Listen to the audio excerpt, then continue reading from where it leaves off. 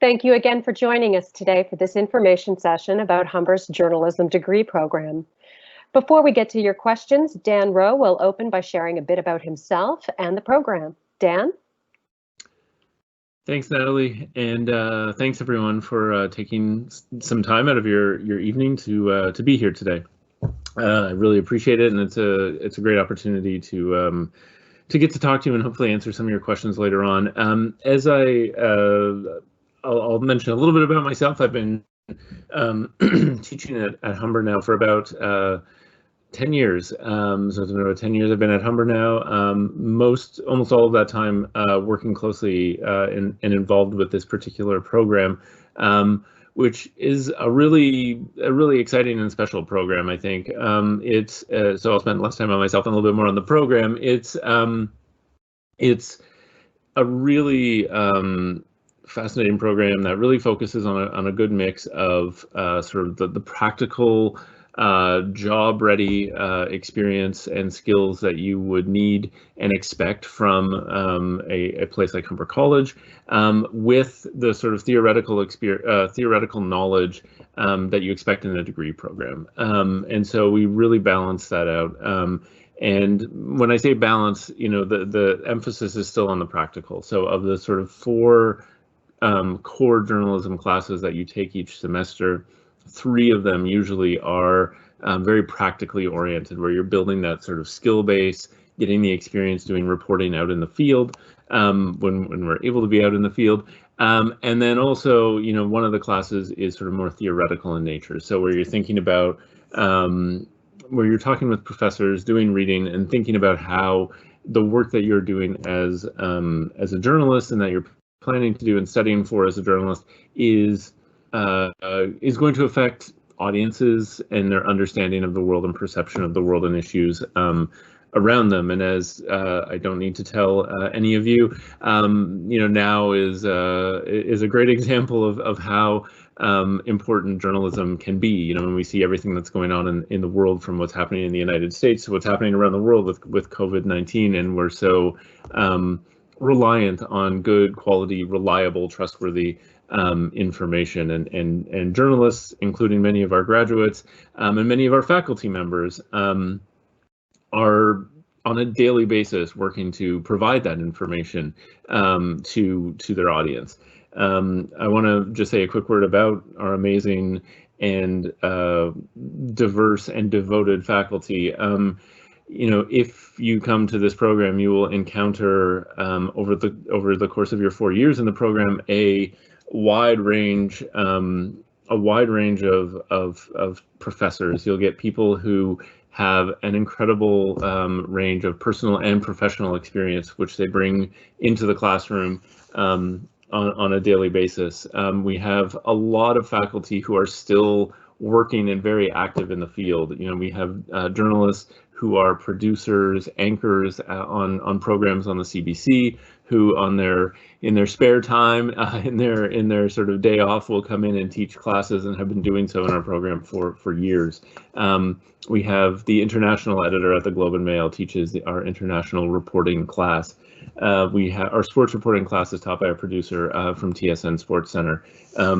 Tons and tons of people with lots and lots of different experience, again, in the field, and people who are really devoted to, like I said, producing journalists and students who are committed, like they are, to producing excellent and important and valuable work for whoever their audience might be, and whatever the different type of journalism that you end up producing. And that's one last point that I just want to make about the program, and I'm sure you'll have questions, and I'll be able to answer some of those as we go on. But one of the I think really important things about the program is you get a real broad base in terms of those skills. So writing obviously is crucial, but there's photography, there are audio skills that prepare you for radio in sort of a more traditional format, but also podcasting, video skills, which again, similarly are sort of divided between sort of more traditional TV broadcast skills, but also we spend a lot of time thinking about video on different web-based or digital or social media platforms, and how we need to tell stories in those formats. So you get that sort of broad base, but you also have the opportunity as the 4 years go on to sort of drill down, because most people have a favorite. We recognize that it's important that you sort of understand how each of those formats work, but we also want to give people the opportunity to become experts in the areas that they're most passionate about. And it's not just those technical areas or those sort of modes of storytelling, but also types of stories. You are able to take classes. We have beat reporting classes, and you're able to sort of choose between different classes that cover that teach you more about sports reporting, that teach you more about lifestyle reporting, that teach you more about arts reporting, political reporting, as well as reporting in different communities within our sort of broader society. So we have a reporting in Indigenous communities class, which all students are required to take, and a new class reporting in Black communities as well. So that's just a sort of a sampling of some of the things that I wanted to tell you about this program, but I hope to hear some of your questions and be able to answer and give a little bit more information about it. Wonderful. Thank you so much, Dan. And right before we open the floor to questions, I do just want to let folks at home know that we have experienced some issues with our live session provider. So if for any moment we happen to drop out or freeze on screen for a minute, please do bear with us. It might take us a minute or two, but we will get things up and running shortly. So thank you in advance for your patience. So Dan, our first question actually picks up on something that you were speaking about towards the end of your introduction, and that's just regarding the broad base that students received. So specifically, how would you describe the focus of the program? Like, what kind of multimedia platforms or multimedia reporting is included in the program? Sure. I mean, we have, so I'll give you an example, I guess. So in the first year of the program, or the first semester even of the program, as I mentioned, you have sort of 4 core classes. One of them is writing. And when we're thinking about writing, it is obviously at the sort of the sentence level, the word level, those sorts of decisions and choices that you have to make when you're writing, but it's writing for an audience, right? So and writing for an audience, when we think about news and journalism, takes a bunch of different forms. It's writing headlines. It's writing for an audience that is either watching or listening to the content, which is very different than if it's something that's being read.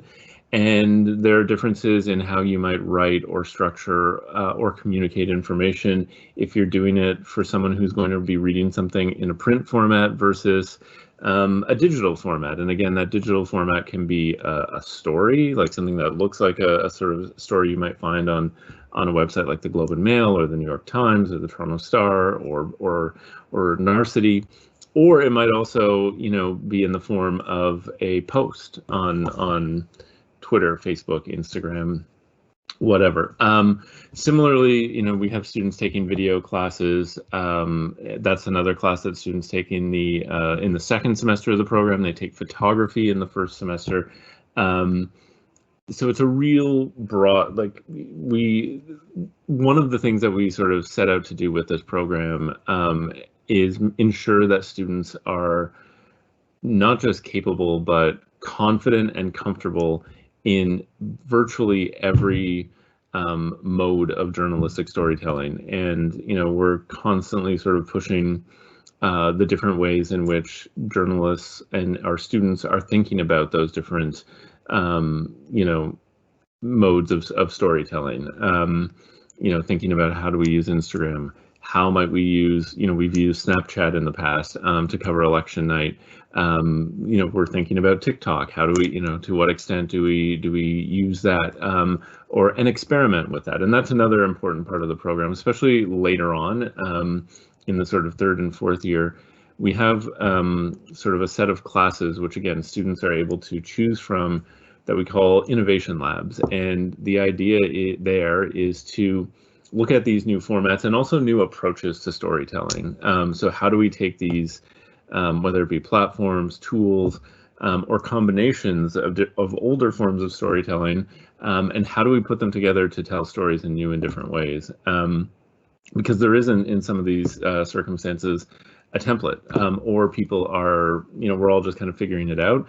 And so we bring in people from industry to teach those classes and work with the students to kind of not just learn best practices, but to figure out best practices themselves, so that when you're hired, when you get a job after graduation or you go out for your internship, that you're able to sort of bring those skills and that experience into the newsroom and be able to say, look what I have done, look what I've tried. You aren't maybe doing this, say that in a nice way, and here's how we can maybe try that in this particular setting. So in that sense, I think it's really broad-based, and it's also a really exciting time because, again, you're able to play with these formats and sort of be very adaptable and sort of move in different ways of telling stories.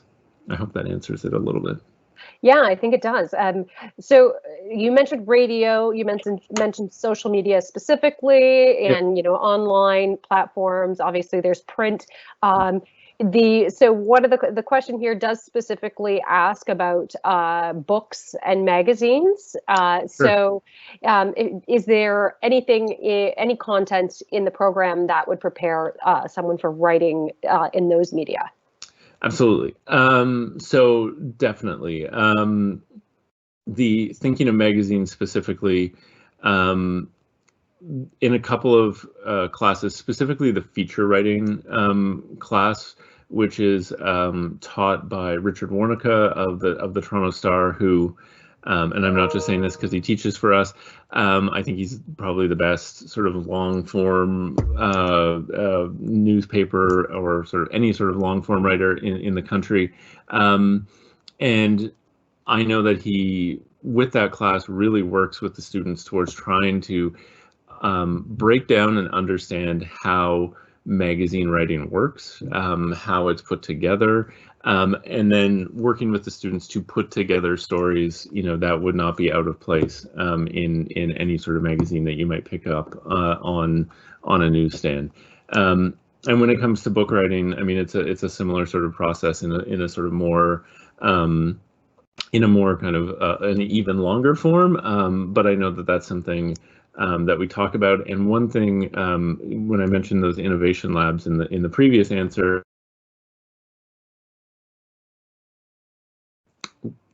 one of the things that we're intending to do is to add an innovation lab that's focused on sort of even longer form writing, so getting deeper into that. But yeah, we do definitely focus on magazine style writing. And I'll also add one more thing to that. The lifestyle journalism class that I mentioned that we offer, not all magazines, but a lot of magazines have a lifestyle focus. And one of the things that I know the people who have taught that class in the past focus on is the sort of service style journalism, the shorter kind of front of the book pieces that you would find in magazines, and especially, again, magazines that are more sort of lifestyle oriented. So that class is one where there's a specific focus on that form of writing because it's so crucial, specifically to making a living as a lifestyle journalist, to understand how to write those short servicey pieces of writing. Thanks, Dan. That's great clarification. So we have a couple questions about internships, but before we get to that, because you did mention election night already, and we can see the sign on the bookshelf behind your shoulder. That's right. Yeah. And I know there's a really great story around that. Can you share, first of all, the story of your sign, but also share just what kind of opportunities there are around the election nights, because that is a pretty intense, interesting experience that students will definitely have a chance to go through in this degree program, being 4 years. Yeah, for sure. One of the things that is that makes journalism degrees and journalism programs, and especially ones based in Toronto, a big city like Toronto, kind of unlike a lot of other programs that you might encounter, is that, we, as much as possible, and I know it's very hard to do at this particular moment for very good reasons, but one of the things we like to do is make the city, the province, the country, the world our classroom, and we're actually able to do that. And things like elections, have come to become like a really important part of sort of what we do as a program. On a federal, municipal, provincial election night, we have the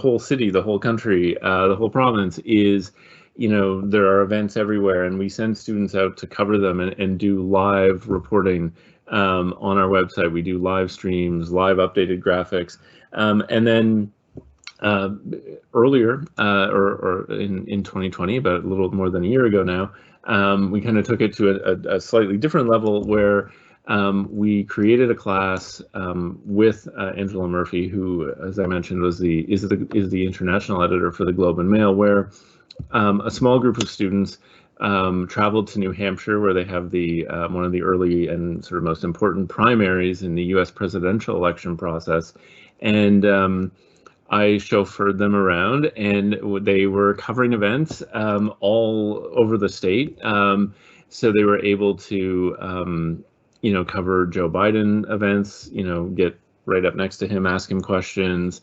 They were able to cover Bernie Sanders events. That's where I snagged the sign on the way out while I ran to get the car warmed up. They were able to go to to have the experience of seeing what it was like to go to a Donald Trump rally, where they were there with reporters, hundreds of reporters from around the world and from every news outlet. The students were sitting working on their stories at the end of the same folding table that Maggie Haberman from the New York Times was sitting at, working on her story.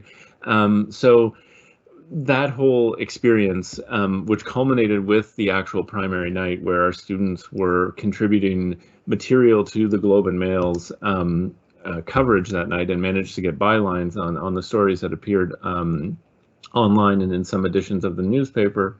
That was kind of one of the best examples so far of how we really try to take things that are happening in the world, in the city, that matter to students and matter to people more broadly, and cover them. And it's not just a great opportunity, to get to experience that, but for the students to be able to look at the work that they produce at the end of a day of covering, a press conference at City Hall, to, a major sort of international news event, to look at the stuff that they've produced and compare it to the pros. They can see the stories that other people have produced, see the video pieces that other people have produced, and see how they stack up against that. And once you've had one of those experiences, covering whatever it might be, and sometimes it's covering a sporting event, sometimes it's covering fashion shows. I love to get students out writing reviews of concerts, again, when we're all able to and when those things are going on. But to be able to do that and have that experience means that when you're out on the job eventually, it's not your first time doing it. You have that experience, you feel comfortable doing it, that you've done it, and you are able to produce the type of work, you're not having that experience for the first time, and that's just such an amazing opportunity. And I think it's one of the things that Humber does really well, and it's also an advantage, again, during typical times of a school that's located in Toronto, where there's so many opportunities and so many things going on. Like I said, not just political, although political as well, but from arts, lifestyle, and sports as well. Thanks, Dan. I think that's a great explanation, and also a good segue to work placements, because of course we were talking about practical, hands-on learning. So work placements are a key component of all of our degree programs, including the Bachelor of Journalism program. So there are two questions. So the first is, what kind of options are available to students looking for internships? Like, what do they include? Social media, teaching communications, or what kinds of opportunities might be available to students who are thinking of a range of pathways? And then the second part is, are those work placements paid? Let me take the second one first. Sadly, most of them are not paid. That's the short answer. I could go on at great length as to why they're not, but many of them are not.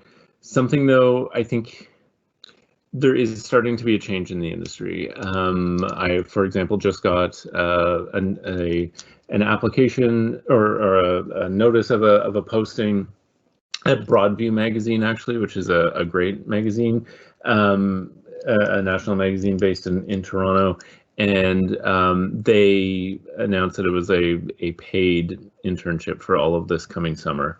I think, you know, it is a problem that media companies, lots of journalism outlets do not pay their interns. Some do, and I think it's something. And this is what I advise students, you know, to understand when it comes time, and it's in the sort of the middle of between the third and fourth year of your program that you do your internship. So as you approach that period, to consider, you know, do you need an internship that's paid versus one that's not, or the other thing that a lot of news outlets and media companies are starting to do is also to be more flexible in terms of the hours that students are working. So instead of it being sort of full-time hours, maybe for 6 weeks, they will say, well, what's your work schedule? Because we know you're here for an internship for a short time. We can't, or we're choosing not to pay you. But we don't want you to miss out on, you know, your shifts working at whatever job you might have that actually pays your bills. But we want you to have this experience. We want you to be in the newsroom. So can we work together to figure out times where, you know, you can work, and also so that you're not, you know, working 80-hour weeks either. So I think there's a slow change. Hopefully maybe by the time if you join the program, by the time you get to third year, things will be even better in that regard. But generally speaking, many of the internships are not paid.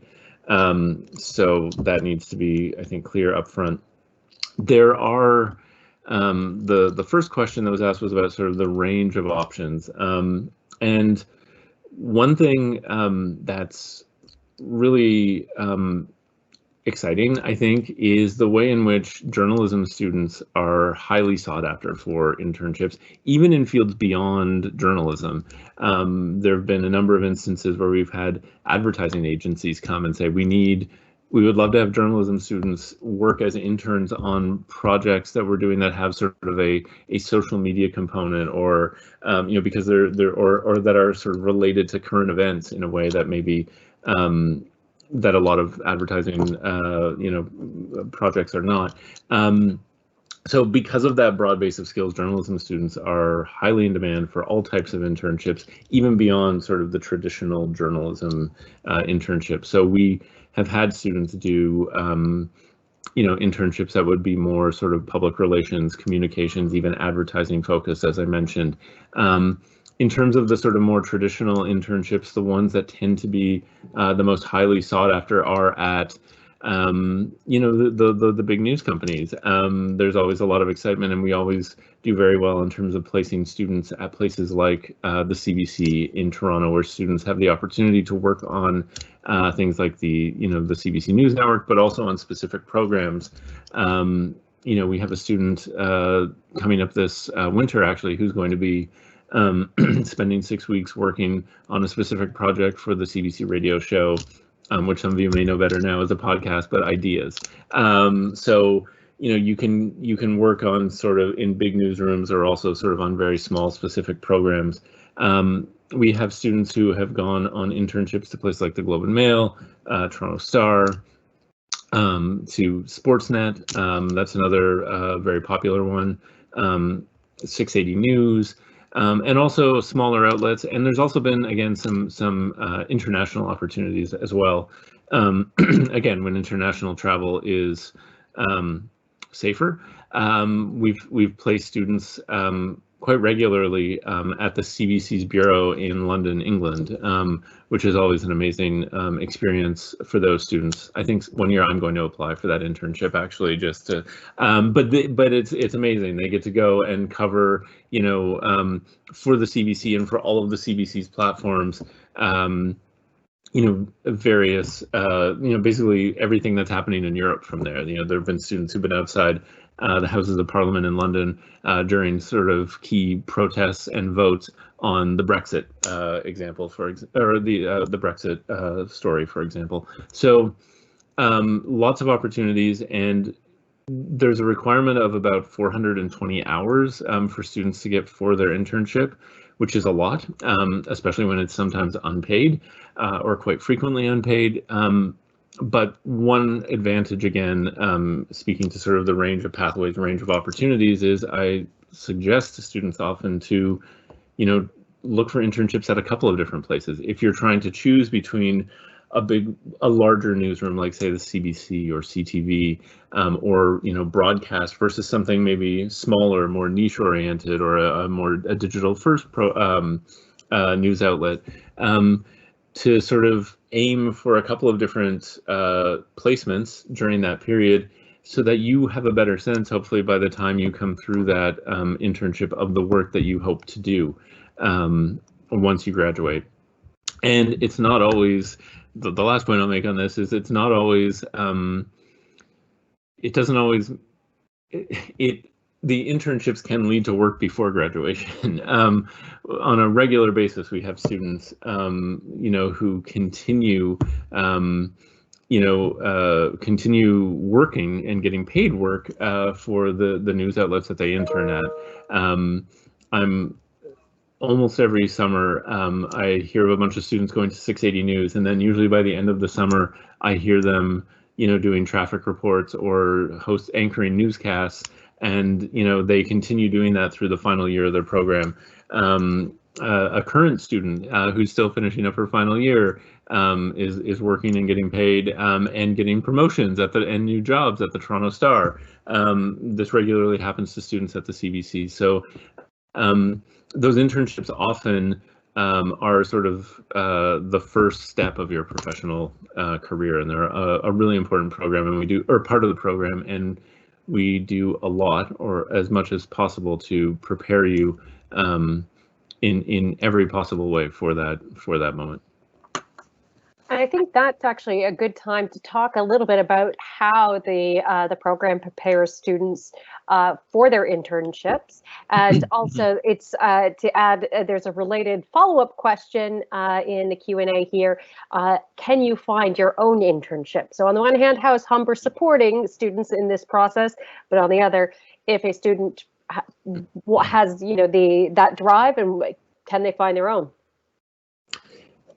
Absolutely. So to be clear, we don't place students per se. It's a competitive application process. Our students are competing against students at every other journalism school in the city and in the country. When they're applying for, I often see the list of students, from across the country who get hired for the CBC summer internships. And there will be a handful from Humber and Ryerson and UBC and King's College and sort of every place that has journalism across the country. So students from Humber it's not a placement per se, where we say you go here and you go there. It's students sort of pursuing a position that is of interest to them. In terms of the preparation, so there's a class, a specific class called Professional Practice, where the professors, the people who teach that class, spend a lot of time talking to you about specific sort of job hunting skills as it relates to the industry specifically, and also your specific interests. So one of the first things they will do in that class is you will meet with the advisor and say, what are your interests? Where do you want to go? You know, give me a list of the 4, 5, 6 places that you would be most interested in going. So that's, you know, one of the first sort of things that happens. And that class also works with you on interview skills. It works with you on resumes, cover letters. And then once, you know, it gets closer to the time when you're going on internships, one of the things that we do spend a lot of time talking about is how you comport yourself professionally once you are in the newsroom or working as part of it as a professional team. You know, how do you sort of carry yourself? Because, you know, it will likely be the first time that you've been in a workplace like that. So that's one of the ways that, or those are, you know, some of the ways that we prepare you. The other way I think that we prepare you, though, is I mentioned earlier in the first thing I said about our faculty, who include, you know, lots of working journalists, you know, who are working full time in prominent and significant roles in the industry. One thing I tell incoming students, and so I'll tell you guys now, one of the things I tell incoming students is a lot of your faculty will be future colleagues. You know, you might have someone for your video reporting class who is your professor, and you're like, oh, is he going to give me a B? Is he going to give me an A? He's a hard grader, and you know, those things matter. But the other thing is, it's really important to sort of make a good impression and also sort of behave in a professional way around them, because it's not out of the realm of the possible that within a couple of years you will be working on the same news story with that person, working on the same newscast as maybe an associate producer on the newscast that person is anchoring, or you know, sharing a byline, you know, with a reporter at a different news outlet, either as an intern or even as an employee. So it's a really great opportunity to make those sort of first connections with people, and there are definitely a lot of instances over the course of my time at Humber where faculty have had a great experience with a student, have seen how hard a student works, seen the quality of their work, and gone back to their newsroom and said, we have to find a way to get this student in here, you know, whether it be for an internship, whether it be even for a job later on. So that's, you know, from the first time you're starting to meet faculty, and on campus, it's in some small way sort of beginning to prepare for internships. The getting your own internship, absolutely. If you, and we have had students do this, and it can take a sort of variety of different forms. Sometimes people already have a connection to somewhere they want to go. Sometimes we've had instances where students know where they want to go, and you know, maybe it's a place that hasn't taken an intern before, and so we'll try to use our own connections to help to sort of facilitate you know, a meeting or a connection between the student and the journalist or the person at that particular outlet, but a way to sort of try to connect people. And often news outlets or, you know, smaller publications might be really flattered to hear that someone wants to work for them, that they admire their work and want to learn from them. Another way in which students can sort of come up with their own internships is if they're pursuing something a little bit more entrepreneurial in nature, which we very much encourage. So we have had instances where students are very interested in starting their own media company, you know, starting their own website where they're producing their own work, starting their own YouTube channel. And so we will work to find you sort of an advisor through that process. Now there are benchmarks that you have to follow. You still have to sort of track your hours and all of those kinds of things. But that's a really important part, again, of sort of modern journalism, is finding your own opportunities, carving out your own path, and it's obviously a lot easier than it was, to do that 30 or 40 years ago. So yeah, we've had students who've done those types of things in the past, and they're very much encouraged. And we still provide you with support and guidance and structure along the way. Thank you so much, Dan. No problem. So we have another question. So this being a degree, can you also take electives in other disciplines, and can you also build your degree so that you can take a minor or specialist? That's a great question. So you are required, or you have the opportunity to, maybe a different way to phrase it. You have the opportunity to take 8 electives. Now those electives are breadth electives. So they are in areas like arts and the humanities, science, business, technology. Those are sort of the main areas. And because the way that the degrees are structured at Humber is that they are breadth, and they want you to take a broad range. So there are some requirements in terms of making sure that you hit a bunch of those categories. So you have to have, you can't take all arts, unfortunately. So, you can't take only English courses, and I know there are a lot of good, Shakespeare classes and those sorts of things. You can take a couple of them, but they don't really allow you to sort of have all 8 of those be in that area. There is a fair amount of flexibility, and there's an incredibly wide range of breadth electives available, and it's constantly sort of changing and growing, and new options are being added. So I know students, while you can't sort of formally create a minor, if you will, in a certain area, they will work really hard, if they're interested in business, to sort of build up that particular area through their electives. Similarly, I've seen students do that with science and other areas. If they have a particular interest, they can satisfy the breadth requirements, but also sort of fill those courses with more specifics in an area that they're interested in. And that's, again, there isn't a minor, but it is something that you can point out to potential employers, right? And it can especially help if students have a particular topic or area that they're interested in writing about. Whenever we have students who are very interested in arts journalism or writing about music in particular, there's so many incredible music breadth electives because of the amazing music school and faculty at Humber. I say, like, this is an amazing place, to learn a lot about the history and present of music, and be able to sort of bring that to bear on your journalism and the thing that you're sort of interested in writing about or covering. Music's just one area. There are lots of others. Fashion is another area where there's a fair number of breadth electives as well. There's also with some of my colleagues in some of the other media degrees, like digital communications and public relations in particular, and also film, we've been working collaboratively to find opportunities where, if there are students who are interested in taking classes, sometimes the digital communication students want to pick up a couple of journalism classes. Sometimes we've had journalism students who are like thinking about public relations and would like to take a couple of specific public relations classes.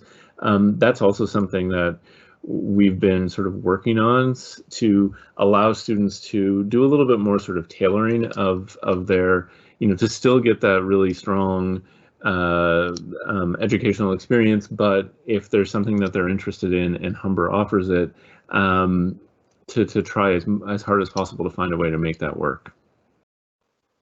I'm glad you actually brought up the Bachelor of PR program and the Bachelor of Digital Communications program, because of course those programs do share a number of commonalities with the degree, journalism degree. So can you speak to that a little bit more, and some of the benefits?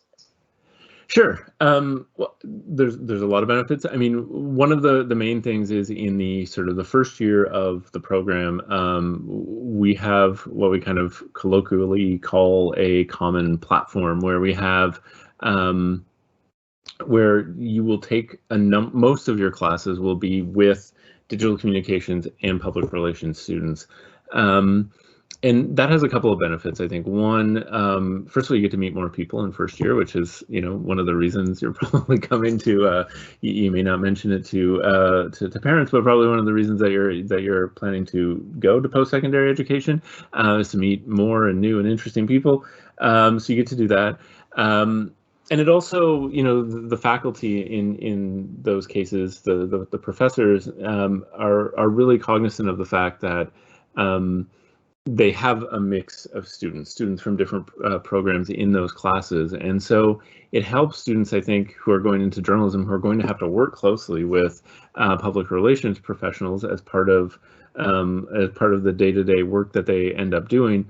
I think it helps the journalism students to understand how public relations professionals might see the same story or the same sort of situation that might come up in one of those classes. And it also, frankly, helps, as I mentioned, some students eventually, after a year, 2, 3, say, maybe actually public relations was more for me, or vice versa. We've had digital communication students who, by the time they get to, the end of 4 years, are like, boy, I really like journalism. And again, having that sort of first year as a base allows you to maybe get that sense, gives you again, the knowledge of those fields to be able to sort of pursue sort of the next step in your career if you choose to go in a different direction. While the focus of virtually everyone who comes into the journalism program is on journalism and working in that field specifically, as time goes on, people do move into different fields, and we've had students go on to, after working as a journalist for a while, go on to grad school in different areas, move into sort of more public relations or communications oriented jobs.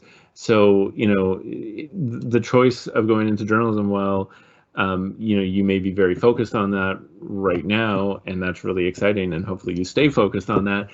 But at the same time, it does give you lots of opportunities to shift in different directions, as your career progresses. There's a joke in the third season of the Danish series Borgen that talks to the former quote unquote spin doctor, the former PR professional advising the prime minister that you people keep moving you're journalists, then you go to PR, and then you move back again to journalism. Well, it's true. And especially I find every time I meet one of the new, a new PR professor, they're always like, the first thing they'll say to me is they're like, oh, hi, nice to meet you. And then they're like, I was a journalist first. I went to journalism school, and then I got into this PR. I'm a journalist. That's my true love. I'm in the PR. So there's a lot of a lot of that, and yeah, there's a lot of sort of moving back and forth between those two fields. And even if you have no intention of ever switching to the field of PR, I think it's really helpful to like when I was in journalism school, I took a PR class, and it was one of my favorites. I was like, oh, now I know why they're waiting till my deadline to call me back, and why I should, I don't want to say lie, but not say exactly when my deadline is, so that they'll call me back and I still have time to, write the story that I want to write. So it's helpful to know, how sort of the whole media industry works. And again, Humber's media school, and the Faculty of Media and Creative Arts, is an amazing place where you get to really encounter amazing faculty and fellow students who are skilled and interested, and will become, especially the students in your program, but even more broadly, they'll become your first and longest lasting sort of professional support network. At first, after graduation, it will be, sort of talking about those first jobs, talking about those second jobs, moving on to something else, and then eventually, it'll be talking about what it's like to be a manager, running a newsroom. You'll be trying to hire one another. It's sort of amazing to watch from the perspective of a professor and seeing graduating classes progress through the career and become that incredible personal and professional support network for one another. Yeah. And so speaking of, students as colleagues and the collegial environment we have, so does that group include international students? And, roughly how many international students do you take each year? Sure. Yes, it definitely does include international students. International students are such a valued and welcomed portion of our student body. It varies on a sort of annual basis, but I would say it's probably close to 20-ish%, 20-25%. And again, it varies depending on the year and depending on the circumstances. And those students, I think, are really, really, first of all, they fit in so well. Our students, I think, are excited to meet people who have coming from different backgrounds and different experiences. The domestic students, I should say. And also, I find I learn from the international students as well. One assignment that I do, and it's kind of a get to know you sort of assignment in a first year class I teach called Introduction to Journalism, is very early in the semester I ask students just to speak fairly informally about who their sort of favorite journalist is. And many of the domestic students will mention people who I'm very familiar with, I'm familiar with their work. And then the international students will often mention journalists who work in a language that I'm not familiar with. But in talking about their work, I often get inspired to then find out more about them myself. They'll share links of stories or some of their biography, and I learn more about journalism and media in the countries where our students come from.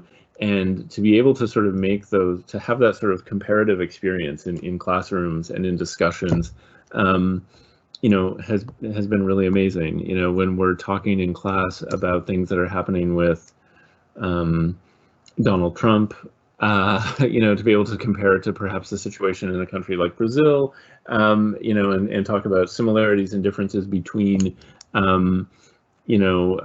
say Jair Bolsonaro and Donald Trump, and how the media is covering it and how journalists are being treated at a given time, it is really just an invaluable experience, I think, for students and also for educators, or as an educator as well. It's really amazing. And our international students, have had considerable success, not just professionally, but also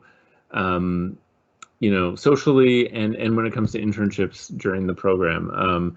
They're as sought after as domestic students when it comes to internships at Canadian news outlets. We've a student from Jamaica a number of years ago landed an internship at the Globe and Mail. We've had students, currently a Brazilian student is going to be going to the CBC in a couple of months. So the entire sort of industry, I think, is very welcoming to international students. And before long,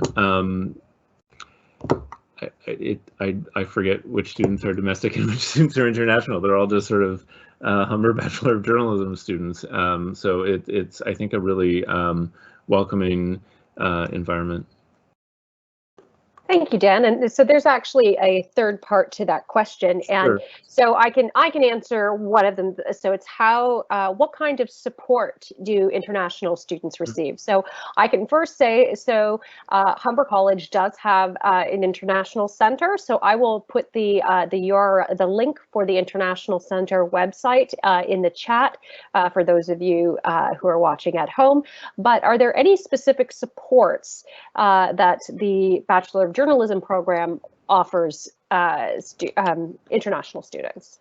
Specific supports. I mean, one thing that we have done is kind of an informal sort of mentorship that's been set up when students are new to the country. One of the things that we'll do is often sort of have like a third or fourth year student kind of connect with a new incoming student, and just sort of be there to help answer questions. And it can be about the program, it can be about sort of journalism and media in Canada even, and it can also be about sort of navigating life at Humber, which is, I would imagine, doubly difficult when you're also navigating life in a new country, in a new city. So those are some of the supports. And another one is that some of our professors are relatively new to Canada themselves. So I'm not saying it's a similar experience from being an international student starting out in undergrad to being a professor who's maybe moved to Canada within the last 5 or 10 years, but there can be some shared understanding there, and I think there's a lot of there's a lot of that, not just among those faculty, but among all of the faculty. So that would be the primary sort of thing that I can think of. Within the program, it tends to be a little bit more sort of informal in nature, but yeah. Thank you, Dan. And for the purpose of the session recording, the URL for Humber's International Center is international.humber.ca. So that will have more information about supports for international students. And there is also contact form, and I believe there's even a live chat function there now during designated hours. So you can ask more specific questions about the International Center via that URL. So looking at the clock here, we are coming up close to 8 o'clock. So for those of you who are with us, here's an open call. Please submit your questions now, get them in before the end of the session. There will also be the opportunity to email Dan directly after the session. I will be putting Dan's email up on screen so you can follow up. But there's a question that I always like to ask here, and it's kind of a two-part question, and it's about skills for success. So first, what kinds of skills, and these could also be soft skills. Sure. So what kinds of skills does a prospective student need to succeed, not just in the program, but in the industry? Sure. That's a great question. I would say, I mean, I'm going to focus more on the soft skills. I think with this particular answer, a big one is curiosity.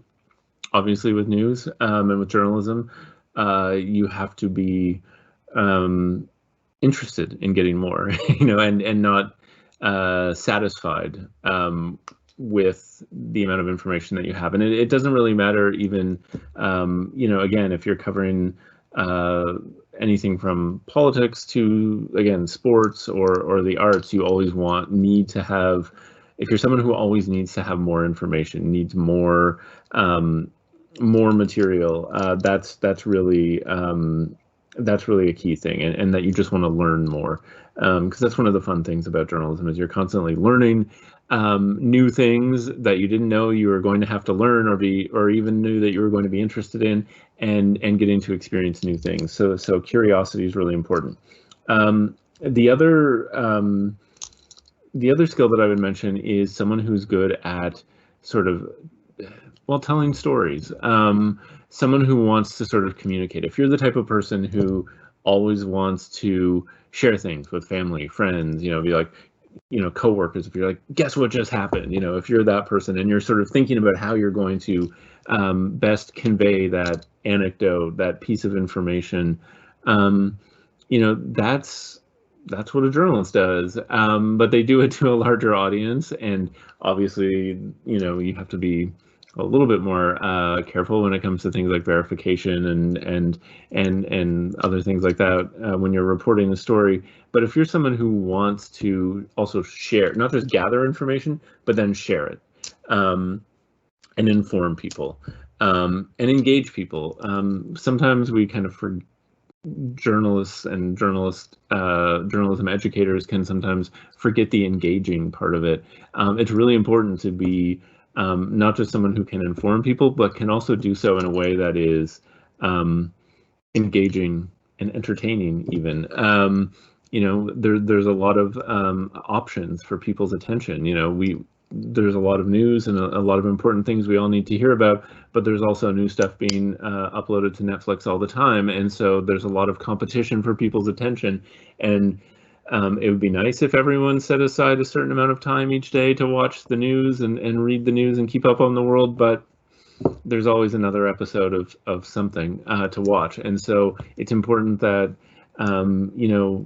in being engaging, being an engaging communicator and storyteller, being entertaining, finding entertaining ways to talk about or share, stories and information that matter to people is really important. And if that's something that interests you, if that's something that you do in sort of your personal life, if that's something you do now, then I think that will make you a good journalist and very valuable in the industry. Thank you so much, Dan. Very much appreciated. So that is all the time we have for today. So I'm just going to put up some email addresses on screen there for those of you at home if you want to grab a pen. Thank you so much for joining us this evening. We really do appreciate you sharing part of your day with us. If you do think of any questions after leaving the session today, please do email us directly. If it's a question about the Bachelor of Journalism program, like more curriculum specific, please email Dan. His email address again is up on screen. If your question is about admission requirements or the status of your application or any Humber service such as the library or residence or what have you, I would encourage you to contact inquiry@humber.ca. Again, that is also up on screen now. Thank you again for sharing your evening with us, and we hope to be able to meet you in the fall.